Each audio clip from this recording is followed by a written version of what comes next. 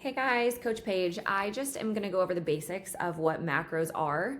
So if you need a review, if it's never been explained to you, this is the video for you. So we're going to start super simple as if you don't know anything. Obviously, this is a nutrition label, but we'll get to that in 1 second.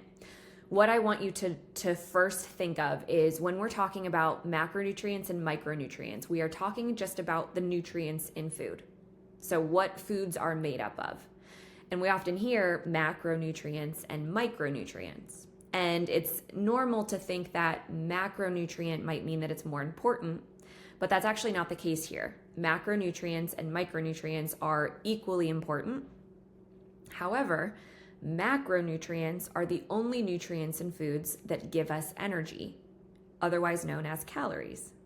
So micronutrients that you would see like at the bottom of your label here, vitamin A, calcium, C, iron, all your B vitamins, all your minerals, all of that. Those are micronutrients and they're not important. They're not micro importance. They just actually don't give us energy. So we don't measure calories with vitamin A and calcium and things. The three nutrients in foods that do give us calories are proteins, carbs, and fats. So when we're talking about macronutrients, we are just talking about those three nutrients, and that never changes. Think of micronutrients as like the keys that are needed to open doors to get you where you want to go. So macronutrients, obviously protein, carbs, and fats, things that give us energy, calories, are important for lots of obvious reasons probably, but we can't do anything with protein, carbs, and fats without the keys to the doors, which are our micros. So what does it mean to track macros, or how is it benefiting us to track our macros, especially as it relates to calories? So when you take a food and you extrapolate everything other than the particles, maybe like fat particles or carb particles or protein particles, they have found that there are set amounts of calories per 1 gram of each of these things. So this is not something that you have to memorize, but it is something that is set in stone that all nutrition labels and just all nutrition in general is based off of. So they found that 1 gram of fat equals 9 calories. They then found that 1 gram of carbs is 4 calories. And then they did protein and found that 1 gram of protein is also 4 calories. So 944, again, set in stone, never changes, not something you necessarily have to remember, but you could always use these numbers if you ever wanted to calculate calories. So if someone says, well, I'm tracking my calories, why are you tracking your macros instead? What you can say is, by knowing what my macro totals are, I am actually also tracking my calories, but I'm doing it more strategically because I know how my calories are broken up. But if you just track your calories, we don't know that. So to show you what it means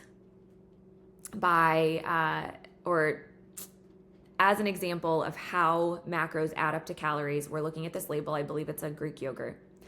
So it says that there are 80 calories in one container. Obviously, fat, carbs, and proteins are listed among other things. Sodium is a micronutrient, potassium is a micronutrient, cholesterol is a type of fat, saturated trans fats are types of fats, and actually the things that you need to avoid or have as little as possible. Fiber is a carb. Sugar is in total carbs. Protein then is at the bottom. So if we do a little bit of math, we're going to start with fat. We know that there are 9 calories per 1 gram. So we looked how many grams of fats in this? 0. There are no grams of fat. So 0 grams times 9 is going to tell us how many calories we're getting from fat. 0. We then go to the carbs. We know that there are 4 calories in 1 gram, and this has 6 grams. So we've got to multiply 6 times 4 to get 24 calories. Then finally, we do the same thing with protein. In 1 gram of protein, you get 4 calories. So we need to find out how many calories are in 14 grams, and we just do 14 times 4 to do that. Then 0, 24, and 56 add up to 80 total calories, which is what you see on the label. And this is just a really cool either review or something to learn because, again, when you're looking at total calories, even though there are all these other things on the label, the thing that is giving this food energy is just the fat, carbs, and proteins. So I'm going to stop there for the basics. Again, doesn't mean that the other things on this label are not important, but it does just show you why you can track macros and have it be the same as tracking calories. It's really, really important to make sure that you're not just getting all of your calories from carbs or fats or proteins. It's really helpful to make sure that your total calories are not evenly split, but strategically split between protein, carbs, and fats for your goals, which is why tracking macros is a lot more advantageous than just tracking total calories for your goals.